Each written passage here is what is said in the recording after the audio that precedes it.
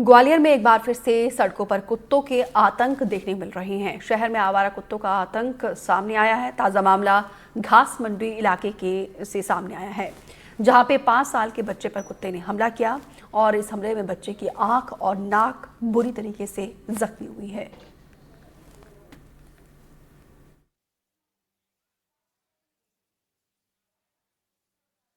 हमारे यहाँ इंजेक्शन व्यवस्था पूरी है और मंडे को हमारे यहाँ 149 केस आए थे और मंगलवार को आए थे 107 केस और बुधवार को 58 केस आए थे।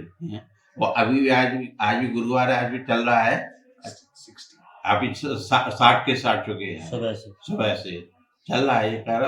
और ठंड की वजह से प्रकोप ज्यादा हो रहा है कुत्तों में, तो ये काटे जा रहे हैं, अटैक किया जा रहा है। क्या कारण है सर्दियों में डॉग बाइट्स बढ़ जाती है? सर्दियों में बढ़ जाते हैं, कुत्तों को इफेक्ट पड़ता है।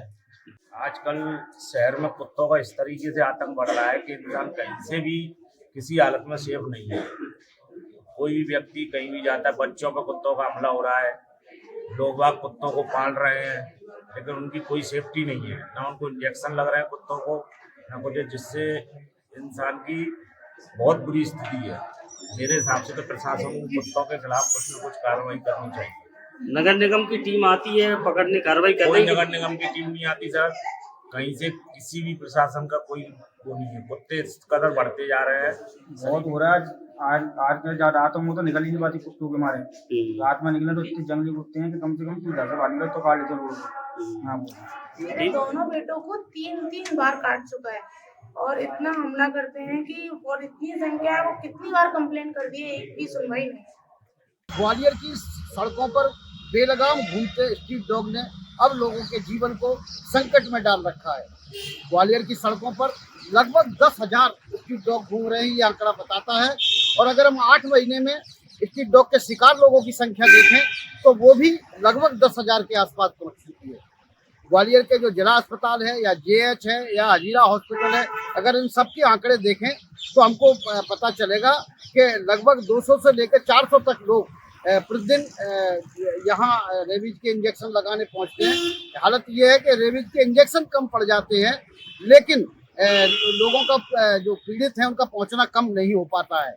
लोग इतने भयभीत हैं क्योंकि बच्चों को स्कूल जाना होता है, बुजुर्गों को सड़क पर चलना होता है और ये सब भय के साए में रहते हैं, लेकिन इसके लिए कोई इंतजाम नहीं हो पा रहा है। नगर निगम भले ही ये दावा करती है कि वो कुत्तों का नसबंदी करने के लिए करोड़ों रुपए हर साल खर्च करती है, लेकिन अगर हम देखें तो उसका कोई असर यहाँ दिखाई नहीं देता है। या तो वो पैसा भ्रष्टाचार में चला जाता है या उसका सही इम्प्लीमेंटेशन नहीं हो पाता और लोग कुत्तों के भय से सड़कों पर चलने को मजबूर हैं, भय के बीच में, और लगातार उसका शिकार भी हो रहे हैं। ग्वालियर से देव श्रीमाली, एनडीटीवी। केशकाल को बस्तर की लाइफलाइन कहा जाता है, लेकिन पिछले 2 महीनों से जारी सड़कों के निर्माण कार्य से इसकी रफ्तार धीमी पड़ गई है। एक बार फिर प्रशासन ने आदेश जारी करके 2 जनवरी तक गाड़ियों की आवाजाही पर रोक लगा दी है, जिसके चलते कांकेर से केशकाल तक ढाबे, दुकानों समेत व्यापारियों के सामने आर्थिक संकट गहरा गया है। पिछले 2 महीने से हम लोग ढाबा काफी दिन से बंद था। कल ही हमारा डभी ढाबा खोला गया है।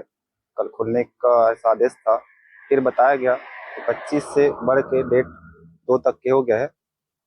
हम लोग 2 महीने से काफी परेशान हैं। स्टाफ का खर्चा भी नहीं निकल रहा है, हम लोग को काफी दिक्कतों का सामना करना पड़ रहा है। धंधे पे बहुत ज्यादा असर पड़ा है। 2 महीने से जमा पूंजी खा रहे हैं हम लोग। घर परिवार चलाने में दिक्कत हो रहा होगा। बहुत परेशानी हो रही है घर परिवार चलाने में। ये तो बहुत दिक्कत आ रही है। अभी हम लोग 12-15 आदमी है, हम लोग काम करने वाला, उसको भी हम लोग सैलरी कुछ नहीं पा रहा। ये पहले रोजाना 50-60 गाड़ी रुक जाती, लेकिन हमारा 10-11 परिवार है, हम लोग को बहुत परेशानी है। 10 नवंबर से केशकाल घाटी के नवीनीकरण का कार्य जो है प्रारंभ हो गया था और आज 26 दिसंबर की स्थिति में 90 से 95% कार्य जो है वो पूर्ण हो चुका है। 6 नवंबर 17 दिसंबर को कंक्रीटिंग का कार्य पूर्ण हो चुका है और इसके अलावा बीटी भी कंप्लीट हो चुका है। साथ ही इस पर ओवरलेइंग का कार्य जो है अंतिम स्थिति में है। बस्तर की लाइफलाइन कहे जाने वाली केशकाल घाट मरम्मत के कारण, नवीनीकरण के कारण बंद है। बीते 2 माह से बस्तर की जो लाइफलाइन है वो बंद पड़ी हुई है। बार बार जो है तारीख बदली जा रही है, निर्माण कार्य चल रहा है। इसकी वजह से 2 महीनों से ये जो रास्ते हैं, उस रास्तों पे जो छोटे छोटे व्यापार करने वाले लोग हैं, चाहे वो ढाबा संचालक हो या पंचर की दुकान चलाने वाले हो या अन्य दुकानदार, उनकी दुकानें बेहद प्रभावित है।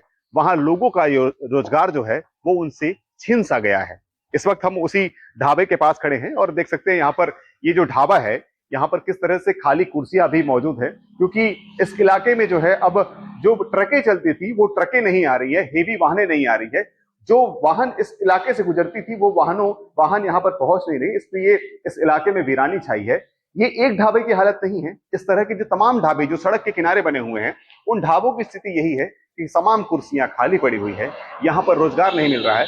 जो ढाबा संचालक है वो अपने जो कर्मचारी हैं उनको पेमेंट नहीं दे पा रहे हैं। जो छोटे पंचर दुकान के छोटे छोटे व्यापारी हैं, छोटे छोटे दुकानदार हैं, उनके पास भी आर्थिक तंगी आ गई है, वो भी अपनी रोजगार को सही तरीके से चला नहीं पा रहे हैं, इसलिए वो बेहद परेशान है। 2 महीने का वक्त बीत चुका है, सड़क अभी तक पूर्ण हुई नहीं है, जिसकी वजह से जो दुकानदार है वो बेहद परेशान नजर आ रहे हैं। सभी यही कह रहे हैं कि आखिर ये सड़क कब बनेगी, क्योंकि प्रशासन लगातार तारीख पे तारीख बढ़ाया जा रहा है। 3 बार ये तारीख बढ़ चुकी है और अंतिम अब जो है 2 जनवरी की बात कही जा रही है। लेकिन देखने वाली बात होगी कि आखिर वो तारीख पर भी सड़क बनती है या नहीं, और इस इलाके के जो लोग हैं, इस आसपास के जो दुकानदार हैं, उनको आखिर उनका रोजगार किस तरह से मजबूत होता है। नीरज तिवारी, एनडीटीवी, कांकेर। बेमेतरा जिला अस्पताल के कैंपस में सर्व सुविधा युक्त धर्मशाला का हॉल बदहाल है और यहाँ पे रखरखाव के अभाव में धर्मशाला कबाड़ में तब्दील हो गया है।